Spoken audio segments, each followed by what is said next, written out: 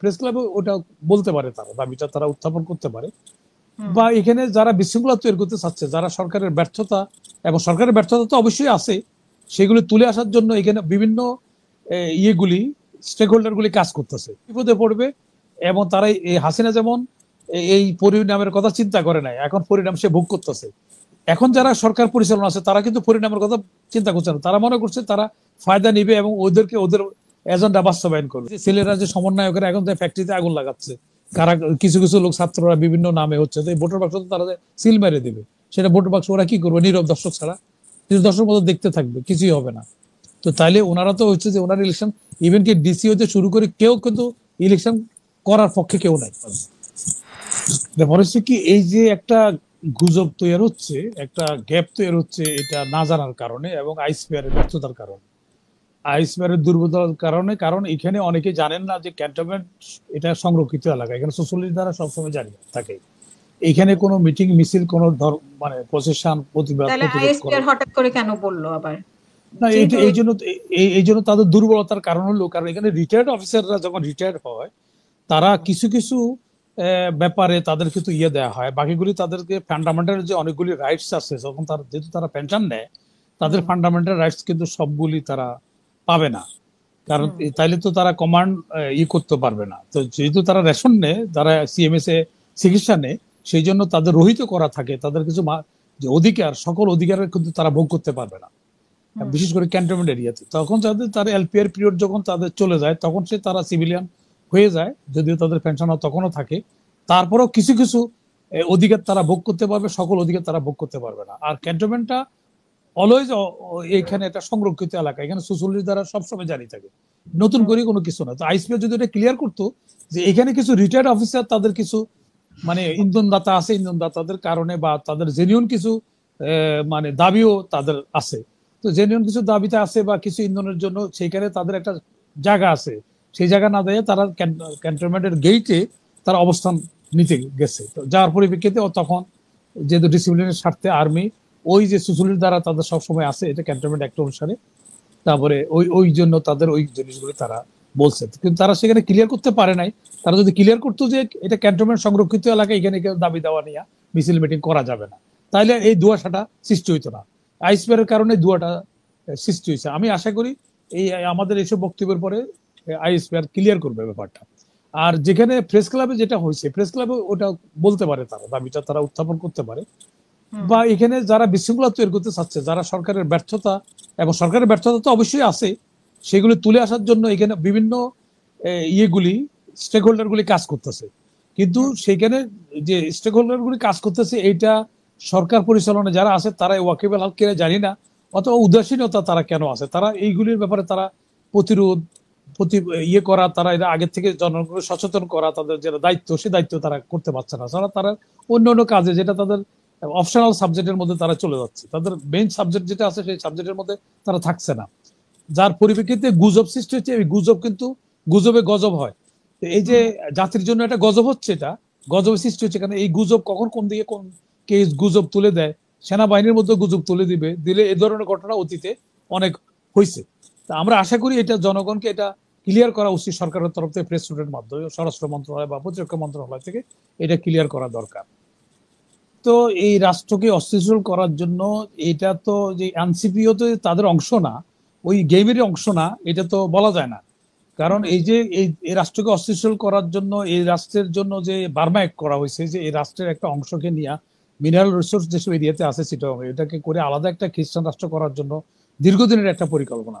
সেই পরিকল্পনা হিসেবে অনেকগুলি বহুমুখী তাদের থাকে, প্ল্যান থাকে। এইটার মধ্যে আমাদের ইন্টারিম গভর্নমেন্টও যে এর মধ্যে নাই সেটা বলা যায় না।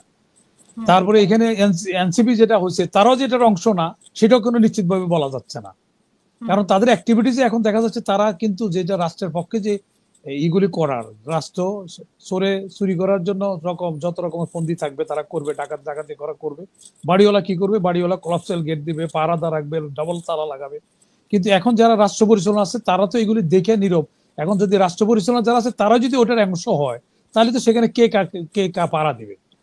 আমাদের দুর্ভাগ্য হয়েছে, আমাদের এখন জনগণ সোচ্চার হয়ে এই কথাগুলি সর্বস্তরে একই ইয়েতে তারা কথা বলা দরকার।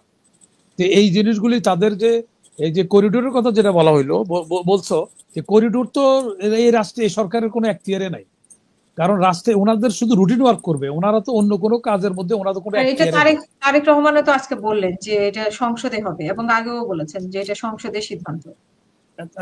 এইখানে নিশ্চয় তোমার অবগত আছে যে এইখানে তারেক রহমান বা অন্যরা বলার আগে আমি প্রথমে এই পয়েন্টটা নিয়ে আসছিলাম যে ওনারা রুটিন ওয়ার্ক করবে, ওনারা অপশন সাবজেক্ট যাবে না, মেইন সাবজেক্ট ওনার যেটা সেটার মধ্যে যাবে, সেটা যায় নাই। তারা ইলেকশন কমিশনে নিয়ে তাড়াতাড়ি দ্রুত যত হবে, না হলে ওই যে ষড়যন্ত্রটা হচ্ছে ষড়যন্ত্র তারা বাস্তবায়ন করে ফেলবে।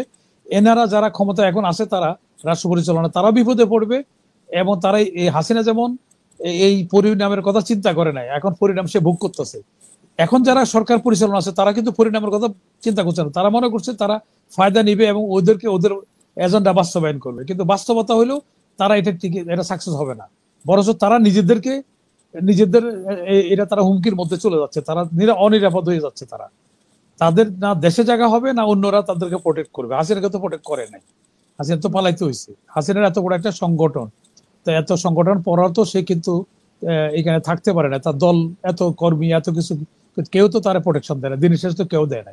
এটা খালেদা জিয়ারও দেয় না, একটা ট্রাক দিয়ে তাকে বাসা থেকে বাইরেতে দেয় নাই, কিন্তু তার এই সমর্থকরা এত সমর্থক কোটি কোটি সমর্থকরা কি করলো?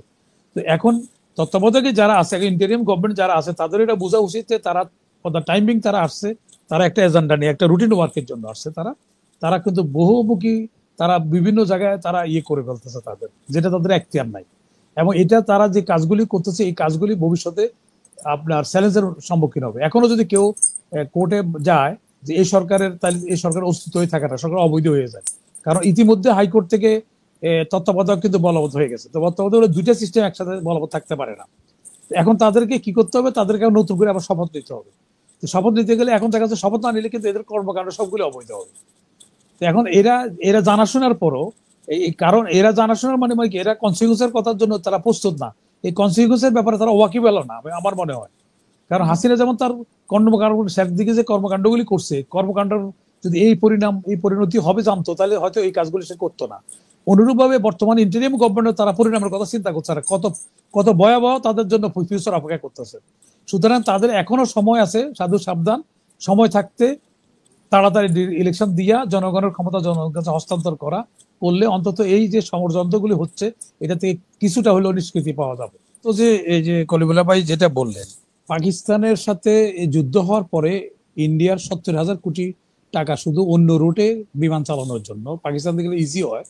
হ্যাঁ, আমরা যেমন কোনাচ্চা বলি, কোনাকুনি চলে ওইভাবে চলে, ওই রুটে গেলে তাদের 70,000 কোটি টাকা তারা পিছিয়ে পড়ছে, তারা শুধু খালি এই যে রুট পরিবর্তন করার জন্য। তো আমাদের এখানে যদি আমাদের যেসবগুলি নির্ভরশীলতা আছে, এখন আমরা কিন্তু বলতেছি আমাদের অসুবিধা হবে না, কিন্তু ওরা যখন একটা ব্যবস্থা নিচ্ছে, আমাদের পাল্টা একটা ব্যবস্থা নিলে আমাদের অর্থনৈতিক কিছুটা আমাদের যে ডলার সেভ হয়। যেমন আমরা টাটাটা বন্ধ করে দিই, মারুতিটা বন্ধ করে দিই, আমরা চায়না থেকে আনি এগুলি বিকল্প, তাহলে ওরা নড়ে চড়ে বলবে, কারণ তাদের বিরাট একটা এখানে আছে। এটা গেল এক। 2 নম্বর হলো যে পরস্পরের সাথে সম্পর্ক ভালো থাকলে আমাদের জন্য সাশ্রয়ী হয়। এখন যদি আমাদের সাশ্রয় না হলে আমরা ওদের ওই রুটগুলি কেন ব্যবহার করতাম? বাণিজ্য এই যে ওদের থেকে মালগুলি কেন আনতেছে, আমাদের সাশ্রয় হয় যেহেতু আমরা আনছি, তাহলে আমরা প্রথম আনলাম কেন? প্রশ্ন এখন দাঁড়ায় না যে তাহলে আমরা ওটা আমাদের কোনো অসুবিধা না হয়, তাহলে আমরা ওদের উপরে নির্ভরশীল হলাম কেন? তো এখন এগুলি তো বললে তো হবে না, এগুলো যারা বুঝার তারা তো বুঝতেছে এই অবস্থা। আর আরটা কি যেন বলা হইলো, আর কি যেন একটা নির্বাচনের জন্য, সুষ্ঠু নির্বাচনের জন্য আমি এর আগেও বলছি, নির্বাচন কমিশনটা সঠিক থাকলে তো হবে না, কিন্তু নির্বাচনের যারা অন্যান্য যারা আছে, নির্বাচনের সংশ্লিষ্ট যারা কর্মকর্তা, এরা তো দিনের ভোট রাতে করছে, 15 বছর তারা তো লোকেরা বঞ্চিত রাখছে, তাদের তো একটারও পানিশমেন্ট হয়নি। 2 নম্বর হইলো সিভিল ইলেকশন কমিশনার বা কমিশনাররা তো ভোট বাক্স পাড়া দিবে না। ধরা যাক উপজেলা চেয়ারম্যান ইলেকশন হবে, গ্রামগঞ্জে ভোটের বাক্স যাবে, পুলিশের এখন যে অবস্থা, পুলিশের একটা কয়েদিকে কোর্ট পর্যন্ত নিতে পারছে না নিরাপত্তা দিয়া, তাহলে সেখানে ভোটের বাক্সটা কে রক্ষা করবে? এটা কি সিভিল ইলেকশন কমিশন নাসিরুদ্দিন সাহেব রক্ষা করবে? এটা তো ওনার কামও না। এটা হলো পুলিশের সহায়তা লাগবে, আনসারের সহায়তা লাগবে। তারা কি ঠিক পজিশনে আছে? তাইলে এখন এই যে ইলেকশন কমিশন যে উপজেলা বা করতে ইউনিয়ন পরিষদের নির্বাচনটা করতে চাচ্ছে না, কিন্তু বিভিন্ন পার্টি চাচ্ছে ওই ইলেকশনটা করার জন্য। তো বরঞ্চ ইলেকশন কমিশন সঠিক সিদ্ধান্তে আছে এটা, কারণ আগে এমপি ইলেকশন হলে সংখ্যা কম, ভোট বাক্স কম, কারণ হচ্ছে কি তাদের বর্তমান প্রেক্ষাপটে তারা কম বাক্স রক্ষা করতে পারছে না, বেশি ভোট বাক্স কিভাবে রক্ষা করবে? তাহলে এই যে ছেলেরা যে সমন্বয়করা এখন ফ্যাক্টরিতে আগুন লাগাচ্ছে, কারা কিছু কিছু লোক ছাত্ররা বিভিন্ন নামে হচ্ছে, তো এই ভোটার বাক্স তো তারা সিল মেরে দেবে, সেটা ভোটার বাক্স ওরা কি করবে? নীরব দর্শক ছাড়া নীরব দর্শক মতো দেখতে থাকবে, কিছুই হবে না। তো তাইলে ওনারা তো হচ্ছে যে ওনার ইলেকশন, ইভেন কি ডিসি হতে শুরু করে কেউ কিন্তু ইলেকশন করার পক্ষে কেউ নাই। সবার সাথে আলাপ করছে, ওনারাও আলাপ করতেছেন, আমাদের কাছে তো খবর আসতেছে, আমরা দেখতেছি, কিন্তু ওনারা নিজেরাই চিন্তিত, নিজে চিন্তিত হচ্ছে ভোটের বাক্সটা ফাড়া দিবে কিভাবে, ভোটের ব্যালট পেপারটা নিয়ে যাবে কিভাবে, ওখান থেকে রাস্তা লুট হয়ে যাবে। কারণ যদি একটা কয়েদি রাষ্ট্রের রাষ্ট্রের কাছুরেই থাকাকালীন তার নিরাপত্তা দিতে পারছে না, তো ভোট বাক্স পর্যন্ত যে মফস্বলে নিয়ে পুষবে, সে পথে যে ভোটের বাক্সটা নিয়ে যাবে না, এটার কি গ্যারান্টি আছে? এবার কে প্রোটেক্ট করবে সেটা? আর এই বর্তমান গভর্নমেন্ট তো ইলেকশন করুক, ডিউ টাইমে করবে সেটা চাচ্ছে না, কারণ তারা দীর্ঘায়িত করতে চাচ্ছে, যার ফলশ্রুতিতে তারা ইলেকশন কমিশনার কে অ্যাক্টিভ করার জন্য যা যা করণীয় প্রয়োজন সে কোনো ব্যবস্থায় তারা নেয় না, শুধু খালি কয়েকজন লোক, ভালো লোকের নির্বাচন দিচ্ছে। তো তারা তো মেন কাজ এটা না, কমান্ডার যদি ঠিক থাকলে তো হবে না, সোলজাররা তো কোপারেট করতে হবে। তাহলে এগুলি হচ্ছে কেন বিভিন্ন জায়গায়? তো সেই জন্য এখন প্রথমত কথা হলো এটা খোলাসা করা দরকার, জাতীয় গোল টেবিলে ডাক দেওয়া দরকার, ডাক দেওয়া সমস্যা কোথায় আছে সবাইকে এখানে গোপন না রাখা সরকার খোলা মনে সব পার্টিদের গোল টেবিল সুশীল সমাজ সবাইকে আনা, ডাক দিয়া তাদের সমস্যাটা কোথায় আছে, এই সুশীল সমাজ বা অন্য অন্যরা স্টেক হোল্ডাররা যারা কি কি হেল্প করতে পারে সবার কাছে খোলাসা করলে, সবাই মিলে যদি আমরা এটা করি, তাহলে আমরা ডিউ টাইমে ইলেকশনও করা সম্ভব, সবকিছু সম্ভব। তো সেখানে সরকারের উচিত ইমিডিয়েট একটা গোল টেবিল ডাকা, সকল পার্টি সুশীল সমাজ সকল শ্রেণীর লোকজনের ডাকে একটা গোল টেবিল ডাকো, ডাকে পরামর্শ চাক যে আমাদের এই সমস্যা আমরা ফেস করতে পারছি না, আপনারা কিভাবে আমরা সমস্যা সমাধান করতে পারি, আপনারা আমাদের মতামত দেন, সেই মতামত অনুসারে আমরা কাজ করব।